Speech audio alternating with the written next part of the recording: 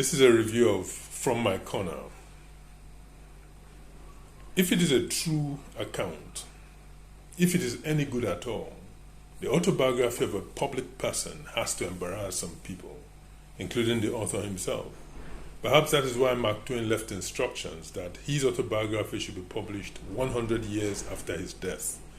By the time it was eventually published in 2010, all those who could have been wounded by his words had already died by other means.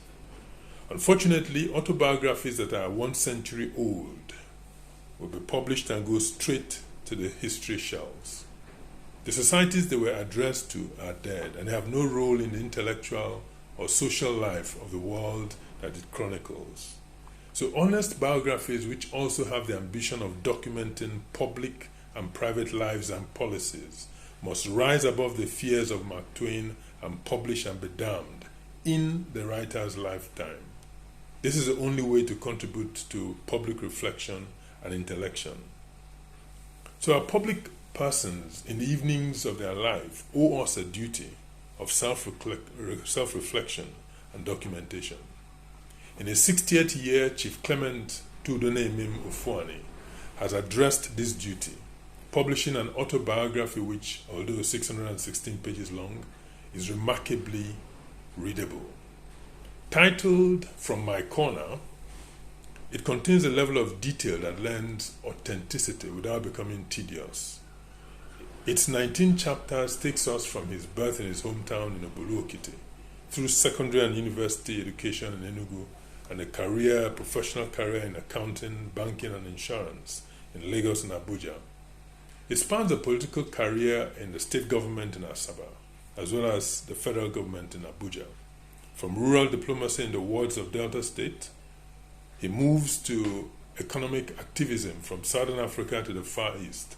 In these pages, he has taken on Nollywood, executive producing a film adaptation of Festus Iyayi's novel, which is called Violence, whose screenplay was also written by his wife, Rosemary.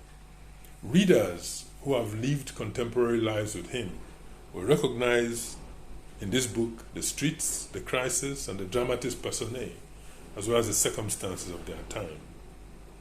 In this book, the author shows his natal identification with rural poverty, a poverty brought into his family by the Nigerian Civil War.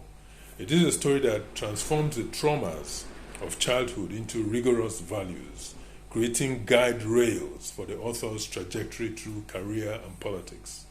For instance, we read of the author's brilliant elder brothers having to repeat primary school 3 times,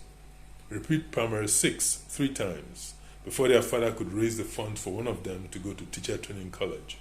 From this story, and from his own repetition of his primary school class, we can trace the inspiration for the author's reconstruction of his primary school alma mater and the institutional strengthening initiative of the Ministry of Economic Planning of Delta State under his watch, which enabled the Commissioner for Education to reform school services in the state. One of the stumbling blocks of our politics are political leaders who are born of privilege and of whom the rural poor are a breed apart, an alien people. The first quarter of this book established the author's roots as a card-carrying member of rural Nigeria. With that comes an unwitting exploration of that invisible feature of old Nigeria, a feature that is melting gradually away in the sun of modernity, and that is our extended family system. In his lecture An Image of Africa, more than 40 years ago, Chinua Achebe touted the African extended family as a concept that could be a transformational export to the rest of the world. In this autobiography, the author showcases the power of the extended family. In those pages, we follow the author as a young student as he goes from village to town to city, turning up sometimes without notice, and enjoying the generous protection and hospitality of near and distant relatives. He speaks of a time of innocence and hope even. Sometimes the relationship is as distant as a prominent gentleman from my hometown, on whose doorstep he appears as a youth copper in Yola. But even that was enough to secure for the author a welcome into the home of the family for days on end. Yes, such a culture requires work, and the book narrates the efforts of a 19-year-old author and his brothers and cousin at healing a rift between their father and uncle in order to maintain the health of that extended family. Such a culture requires giving back, and the book records the adoption of the author's nephew on the untimely death of his brother Anselm, from the age of 3 until his graduation ceremony in the author's university at Enugu. What is even more instructive was how this concept of the extended family could morph to include people from other ethnic nations within Nigeria, and that even as ethnic reprisals were raging in Wukari as he traveled to Yola for his youth service in 1985, or escaped the Reinhard Bunker riots in Kano in 1991. The author records the kindnesses of strangers from the West, the East, and the North alike as he made his way through life. Illustrations of this kindness is rife in the book and includes an anecdote of a perfect stranger from Akwa Ibom, opening his house to the author as a young accountant who was stranded in Port Harcourt in the 80s. These are important extensions of the concept of the extended family that prevents it from becoming another name for nepotism and tribalism. These stories are important because they construct for us not just the autobiography of Clement Ofuani, but by building a collage of empathetic memories and stories, a larger biography of our country and our people emerges. Statesmen and politicians who embrace this concept of the extended family are able to adopt street children and our margeries into the extended family of the State House. They're able to co-opt all their constituents into an umonna as large as the territory they govern, rather than treating them as mere subjects. This perception is the birthplace of human-facing policies. So the author chronicles an important phase in the political, judicial, and media resource control battle in Nigeria between the federal and state governments, and the political horse trading that resulted in the 13% derivation principle. The author's role in this outcome is laid out, as well as the results. The ramping up of Delta State's revenue budget from 6 billion to 58 billion within 24 months, with similar escalations across the oil-producing states of Nigeria, where the policy holds sway. His advocacy underlines one of the constitutional puzzles that few Nigerians can understand: how solid minerals are treated so differently from liquid and gaseous minerals.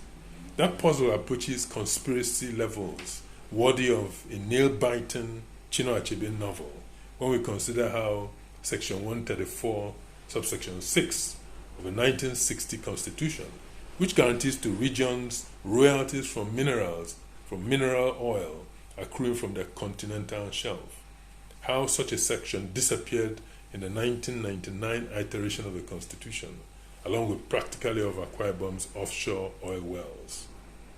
So Chief Ofuani's book presents an insider's viewpoint of the intimate workings not only of the Delta State PDP political machine and state government, but also of the Aso Rock nerve center of the federal government.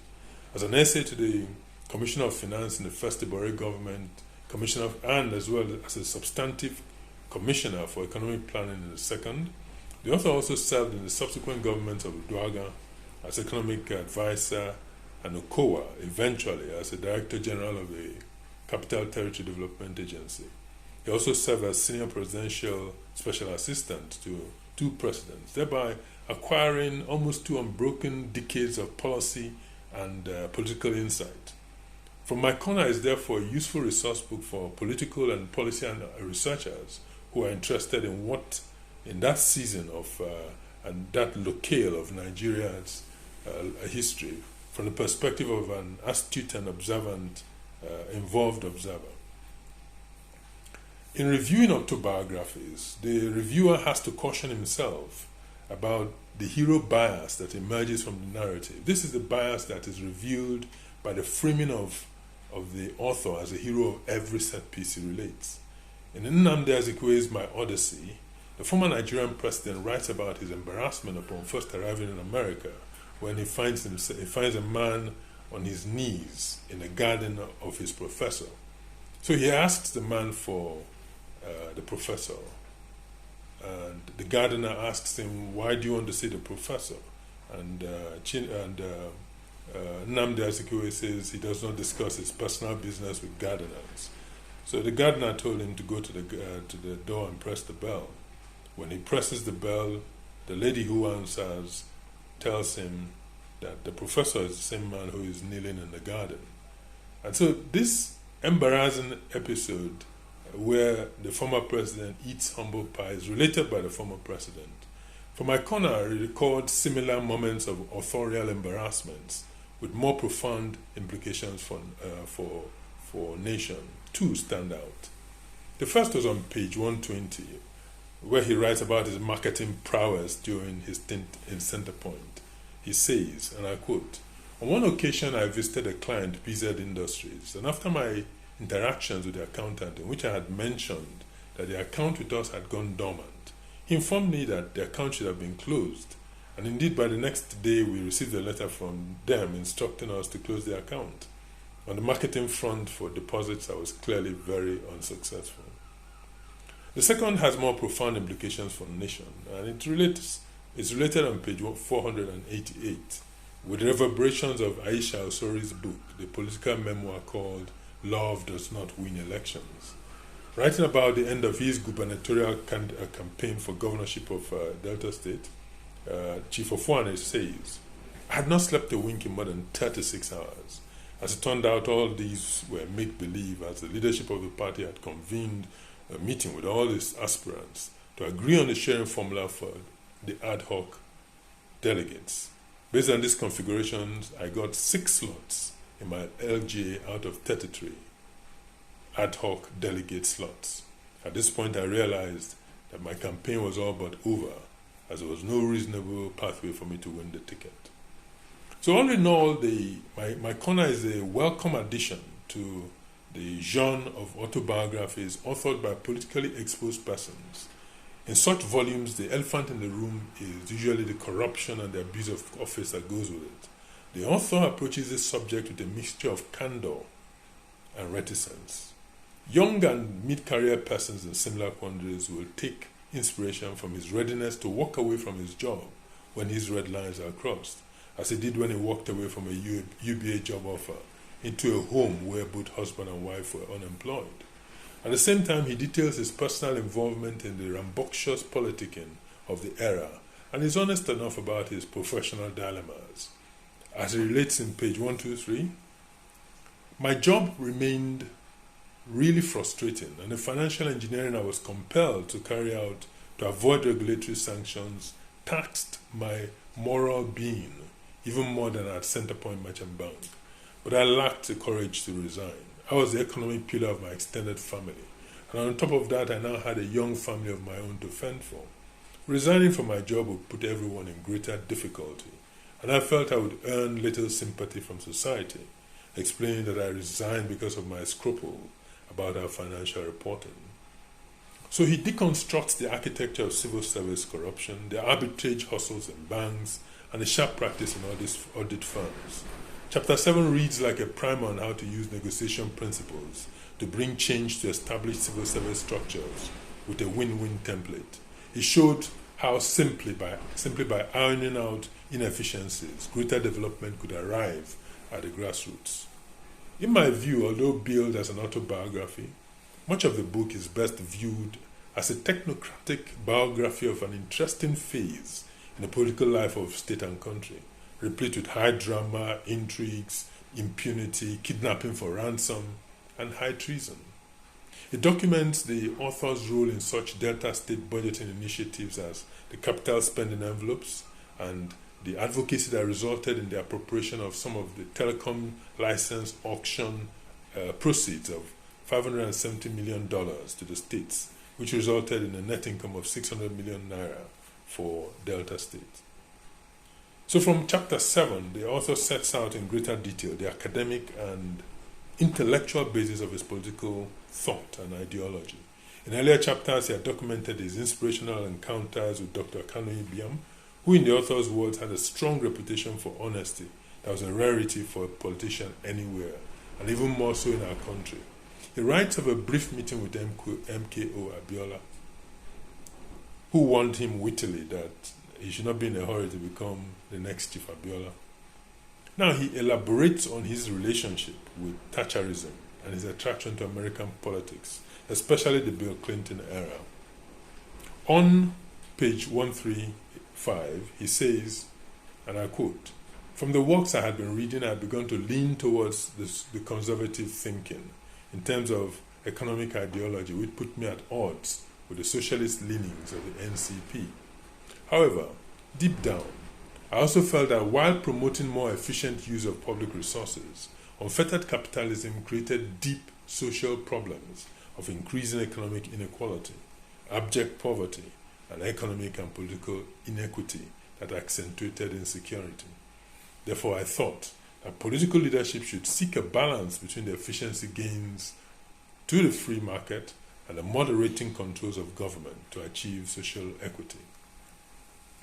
Yet towards the end of the book, the author confronts the final bus stop of the capitalist train, the bus stop of state capture, whether in South Africa, US, or Nigeria.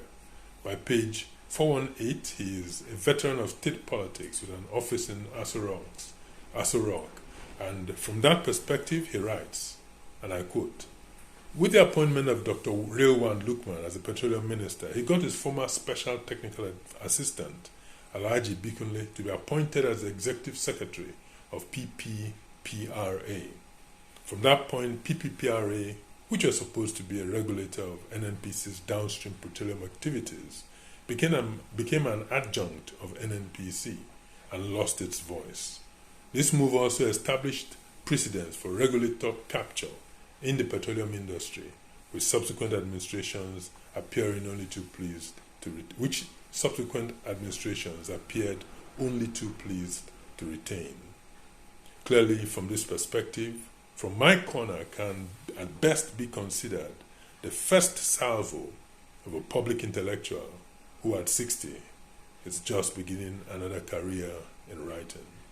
Thank you for listening.